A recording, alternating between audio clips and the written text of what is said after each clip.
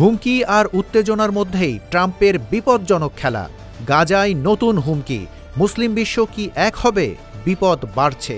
একদিকে ট্রাম্পের গাজা নিয়ে নতুন পরিকল্পনা, অন্যদিকে মুসলিম বিশ্বের দুই প্রধান দেশ মিশর এবং জর্ডানও বিপদে পড়ছে ট্রাম্পের হুমকির মুখে।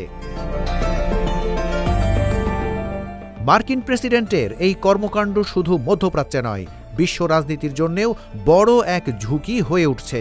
কেন এমন খেলা খেলছেন ট্রাম্প? আর তার এই হুমকি কি মধ্যপ্রাচ্যের নতুন সংকট তৈরি করবে? ট্রাম্প প্রেসিডেন্ট হিসেবে শপথ নেয়ার পর থেকেই একাধিকবার ইসরায়েলের পাশে দাঁড়িয়ে ফিলিস্তিনের গাজার বাসিন্দাদের অন্যত্র সরিয়ে নেয়ার কথা প্রকাশ করেছেন। শুরুতে রসিকতা মনে হলেও সম্প্রতি ইসরায়েলি প্রধানমন্ত্রী বেনিয়ামিন নেতানিয়াহুর সাথে ওয়াশিংটনে যৌথ সংবাদ সম্মেলনে এই পরিকল্পনা পুনর্ব্যক্ত করেন। তখনই আন্তর্জাতিক মহলে তোলপাড় শুরু হয়। Really nice places with plenty of money in the area, that's for sure.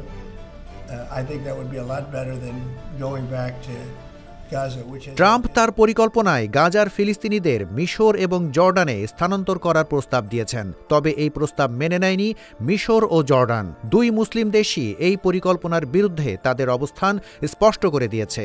এরপর ট্রাম্প এক কঠোর হুমকি দিয়েছেন, যদি মিশর ও জর্ডান এই পরিকল্পনা মেনে না নেয় তাহলে তাদের সাহায্য বন্ধ করে দেয়া হবে।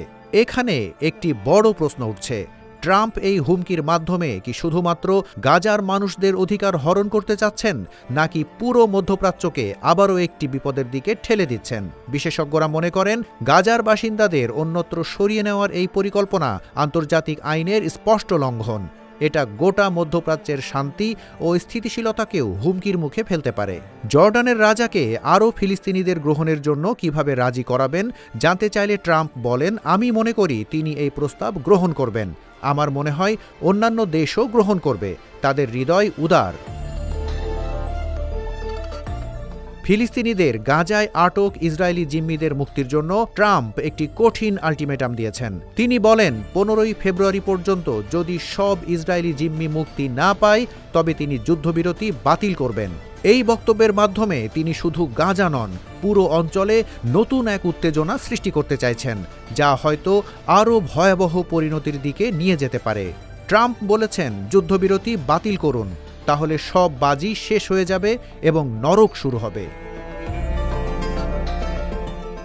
মুসলিম বিশ্ব কি আসলেই এই হুমকি মেনে নেবে? মিশর ও জর্ডান যদি সহায়তা বাতিলের মুখে পড়ে তাহলে পুরো অঞ্চলে উত্তেজনার মাত্রা আরও বাড়বে।